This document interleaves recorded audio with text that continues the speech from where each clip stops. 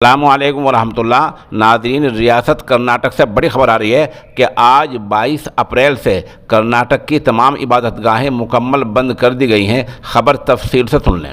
اس سلسلے میں کرناٹک اوقاف یعنی کرناٹک وقف بورڈ نے 24 گھنٹے پہلے ایک سرکولر جاری کر کے کہا ہے کہ آج یعنی 22 اپریل سے کرناٹک کی تمام مسجدیں، مکاتب اور مدرسے پوری طرح بند رہیں گے اور درگاہیں بھی بند رہیں گی۔ مسجدوں کو آباد کرنے کے لیے وقف بورڈ کے سرکولر میں کہا گیا ہے کہ وہاں کا امام، مؤذن اور دوسرا عملہ ہی اندر نماز ادا کر سکتا ہے، باہر کا کوئی آدمی اندر مسجد میں نہیں جائے گا۔ ہم اس سلسلے میں ایک مقامی امام صاحب کی بھی آواز سنوا رہے ہیں آڈیو کی شکل میں، جنہوں نے وہاں کی جامعۃ العلماء کے عہدیداروں سے بات چیت کی ہے، اس پر مبنی ہیں، وہ بھی آپ سن لیں۔ آپ کو بتا دیں کہ یہ اوقاف کیا کرتے ہیں۔ ملک بھر کے جو اوقاف ہیں وہ دراصل موجودہ جو بھی حکومت ہوتی ہے وہاں ریاست میں عام طور پر اس کی بات مانا کرتے ہیں۔